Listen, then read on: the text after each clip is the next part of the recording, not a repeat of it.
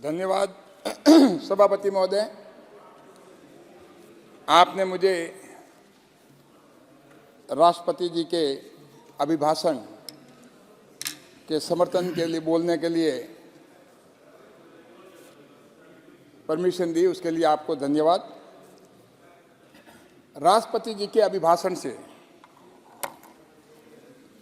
एक पूरे देश में पिछले 10 सालों का जो ब्यौरा दिया गया है, एक पूरे देश में अलग माहौल है। हम अगर देखते हैं कि 4 पिलर जो हैं राष्ट्रपति जी के अभिभाषण से प्रदर्शित होते हैं। सबसे बड़ा हम मानते हैं कि युवा शक्ति, क्या हमारी युवा शक्ति कैसे मजबूत बने, उसको कैसे प्रोत्साहन दिया जाए, उसको कैसे प्रोत्साहित किया जाए। और दूसरा है महिला शक्ति, महिलाओं का कैसे सशक्तिकरण किया जाए। और तीसरा है किसान, और चौथा है गरीब। अगर हम देखें तो 4 ऐसे पिलर हैं जो पिछले 10 सालों में एक आधारभूत, जिसका कह सकते हैं एक जबरदस्त भारत को विकसित भारत बनाने के लिए 2047 तक इसकी प्रधानमंत्री मोदी जी के नेतृत्व में मोदी जी ने ये पिछले 10 सालों में एक जबरदस्त नींव रखी है, जो कि 2047 में भारत विकसित भारत बनेगा। ये उनकी दूरदृष्टि और उनका विजन साफ साफ परिलक्षित होती हैं पूरे राष्ट्रपति जी के अभिभाषण में। जहाँ तक युवा शक्ति की बात करें, युवाओं के लिए जॉब्स, उनके लिए रोजगार, पिछले 10 सालों में लगातार हम देख रहे हैं, चाहे इनडायरेक्ट वे में हो चाहे डायरेक्ट वे में हो, चाहे सरकारी नौकरियां हो, लगातार उसमें वृद्धि हुई है। चाहे युवाओं के खेल के लिए देखें हम, चाहे ओलंपिक में देखें, चाहे एशियाई खेल में देखें, करीब 100 पदक जो हैं हमारे युवा एशियाई खेलों में लेके आए हैं, क्योंकि ये प्रोत्साहन प्रधानमंत्री मोदी जी युवाओं को हमेशा देते रहते हैं। मुझे इस बात की खुशी है, अभी हाल ही में जो हमारे सांसदों, भारतीय जनता पार्टी के सांसद ये कार्यक्रम कर रहे हैं, और सांसद खेल महाकुंभ के रूप में अलग अलग जगह युवाओं को प्रोत्साहित करने के लिए, उनके अभिभावक को प्रोत्साहित करने के लिए एक जबरदस्त पूरे देश में अलग अलग भारतीय जनता पार्टी के सांसद ये कार्यक्रम कर रहे हैं। हम अपेक्षा करते हैं कि सभी सांसद ये करें, लेकिन सिर्फ भारतीय जनता पार्टी के सांसदों ने ये किया। और मैं प्रधानमंत्री मोदी जी को धन्यवाद देना चाहूँगा कि मेरे आग्रह पे जहाँ पर युवाओं की बात आती है तो हमेशा वो युवाओं के लिए खड़े रहते हैं, हमेशा युवाओं के साथ जुड़े रहते हैं। तो मेरे आग्रह पे पाली लोकसभा क्षेत्र में अभी हाल ही में 3 फरवरी को सांसद खेल महाकुंभ का आयोजन हुआ। लगभग 1100 स्कूलें 9वीं से 12वीं तक के लड़के लड़कियां, उसमें उन्होंने भाग लिया। करीब 2 लाख उन बच्चों को प्रधानमंत्री मोदी जी का मार्गदर्शन प्राप्त हुआ, युवा में उत्साहवर्धन हुआ।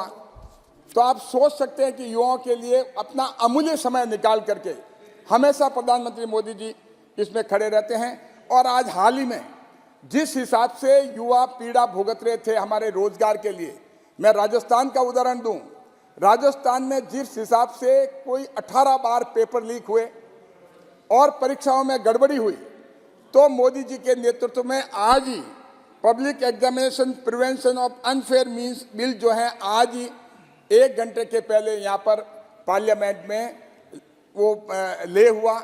मैं इसके लिए और पूरे देश के युवा प्रधानमंत्री जी का आभार प्रकट करते हैं कि कम से कम जिस हिसाब से राजस्थान में पेपर लीक की घटनाएं हुई, युवा निराश हुए, उनको लगातार पिछले कांग्रेस सरकार में 5 साल तक उनको रोजगार नहीं मिला।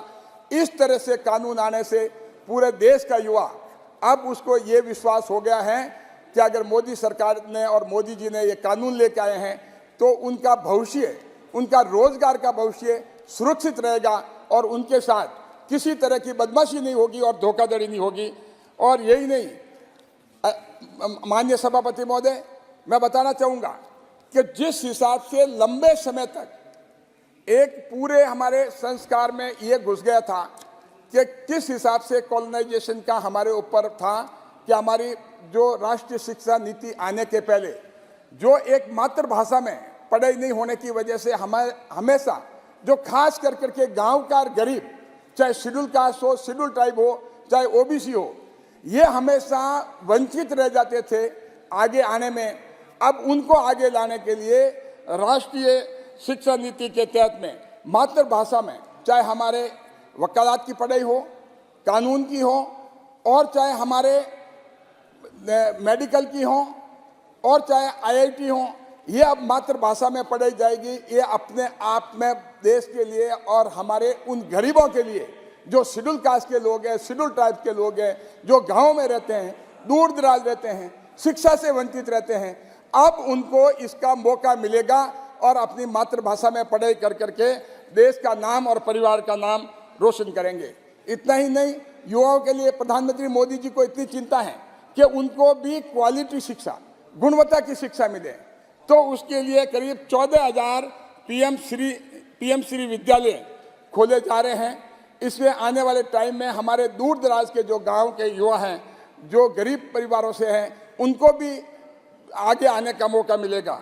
और यही नहीं, हाल ही में क्योंकि हम देखते हैं चाहे मेडिकल की शिक्षा हो, चाहे आईआईटी की शिक्षा हो, यहाँ पर कॉलेजेस और इस तरह के इंस्टीट्यूट, ये संस्थाएं कम होने की वजह से हमारे विद्यार्थी बाहर जाते थे। और आज की तारीख में जो पहले मेडिकल कॉलेज 387 थे, प्रधानमंत्री मोदी जी के नेतृत्व में पिछले 10 सालों में मेडिकल कॉलेजेस 660 हो गए देश में। ये अपने आप में बहुत बड़ी बात है। और जहाँ तक आईआईटी की बात है, आईआईटी पहले 6 हुआ करती थी, और आप देखिए कि 2014 तक 6 आईआईटी, लेकिन अब 2014 के बाद में पिछले 10 सालों में प्रधानमंत्री मोदी जी के नेतृत्व में 23 आईआईटी खुली हैं, टोटल 23 हुई हैं। और AIIMS, all India institute of medical science, पहले 2014 तक सिर्फ 7 हुआ करती थी, लेकिन पिछले 10 सालों में ये बढ़कर 22 हुई।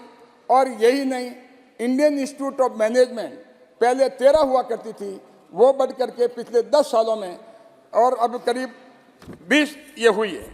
और मैं बताना चाहूँगा कि जिस हिसाब से एक रिसर्च, क्योंकि एक रिसर्च भी बहुत बड़ा रोजगार का क्षेत्र है, हम हर चीज़ जो है दूसरी कंट्री के रिसर्च पे बेस करके काम लेते हैं, लेकिन रिसर्च में जो रिकॉर्ड बजट का एलोकेशन किया है, अपने आप में ये शो करता है कि आने वाले टाइम में भारत को रिसर्च का आधार जो दूसरे देशों का नहीं मान के हमारे यही का युवा वो रिसर्च कर करके विश्व को भी देगा। क्योंकि बजट एलोकेशन दिया प्रधानमंत्री मोदी जी का, ये सेंसिटिविटी के, क्योंकि इसमें भी हमें एलोकेशन करना चाहिए। और इसके लिए अनुसंधान नेशनल रिसर्च फाउंडेशन है, उसको भी गठित किया है। और हमारे नामांकन में अगर आप देखें पिछले 10 सालों में जो शिक्षा में अमूलचूल परिवर्तन हुआ है और प्रोत्साहन मिला है, चाहे हमारे एसटी हों, चाहे एससी हों, चाहे ओबीसी हों, इनमें चाहे लड़के हों चाहे लड़कियां हों, इनका नामांकन में लगातार वृद्धि हुई है। और अब युवाओं के लिए एक ऐसा संगठन जो कि शुरुआत हुई है, मेरा युवा भारत, जो कि एक विकसित भारत के लिए हम कह सकते हैं कि हमारे ये युवा फाउंडेशन है, नींव है, आधारभूत ढांचे के रूप में काम करेंगे। और इनको जो इनमें एक भावना उत्पन्न करना, मोदी जी की सोच है कि कर्तव्य और सेवा की भावना हमारे इस ऐसे युवा संगठन में, मेरा युवा भारत के संगठन में पैदा हो, जिससे कि देश आगे बढ़े। जहाँ तक महिला सशक्तिकरण की बात है, सभापति महोदय, मैं बताना चाहूँगा, जिस दिन ये पार्लियामेंट नई बिल्डिंग पहले दिन शुरू हुई, उसी दिन नारी वंदन अधिनियम, जिसके तहत अब 33% हमारे विधानसभाओं में, पार्लियामेंट में 33% का रिजर्वेशन रखना, ये मोदी जी की दूरदृष्टि। 30 सालों से महिला की सशक्तिकरण की बात हमारे कांग्रेस के मित्र और ये विपक्ष करते हैं, लेकिन कभी भी महिला सशक्तिकरण की बात की, लेकिन कभी भी उसकी पालना नहीं की, कभी इम्प्लीमेंट नहीं किया। अगर इम्प्लीमेंट करने का काम किया तो प्रधानमंत्री मोदी जी ने किया और ये पार्लियामेंट खुद से किया। और क्योंकि और अब आप बताना चाहूँगा कि जिस हिसाब से हमारे महिलाओं की भूमिका का विस्तार किया जा रहा है, चाहे जल सेना में हो, चाहे थल में हो, चाहे नभ में हो, चाहे अंतरिक्ष में हो, हर जगह जो है वो महिला सशक्तिकरण के रूप में हम देख सकते हैं। अभी हाल ही में मैंने देखा, जहाँ विकसित भारत के कैंप लगे, वहाँ मोदी की गारंटी की गाड़ी गई। हर ग्राम पंचायत में। सभापति महोदय, मैं बताना चाहूंगा, पूरे देश के आंकड़े 19 करोड़ हैं, लेकिन पाली लोकसभा क्षेत्र में मैंने 70 कैंप ऐसे अटेंड किए और वहां इतना जबरदस्त उत्साह था और मोदी सरकार की गारंटी पे विश्वास आम जन का कि अगर मोदी ने गारंटी दी है तो वो बात पक्की होगी। तो चाहे हमारे विश्वकर्मा योजना हो, चाहे हमारे प्रधानमंत्री आवास हो, चाहे प्रधानमंत्री फसल बीमा का मामला हो, और चाहे प्रधानमंत्री सम्मान निधि हो, और चाहे आयुष्मान कार्ड का हो, किसी तरह की जो भारत सरकार की योजना जो लंबे समय से जिस हिसाब से इम्प्लीमेंट होनी थी वो नहीं हुई, ये चिंता मोदी जी को थी। क्योंकि राज्य सरकारें अलग अलग प्रदेशों में अलग अलग राज्य सरकारें हैं, उनका इंटरेस्ट मोदी सरकार की उन गरीबों को फायदा पहुंचाना कि वो समाज के अंतिम छोर पे गरीब बैठा है उस तक उसको फायदा पहुंचे। उन योजना का फायदा नहीं पहुंचने की वजह से मोदी जी को गरीबों की चिंता थी। तो मोदी सरकार की गारंटी की गाड़ी विकसित भारत 2047 में हम करेंगे घर घर गई। क्योंकि भारत विकसित तब होगा सिर्फ आधारभूत ढांचे से नहीं, सिर्फ अर्थव्यवस्था से नहीं, विकसित भारत तब होगा जब सोशल जस्टिस होगा।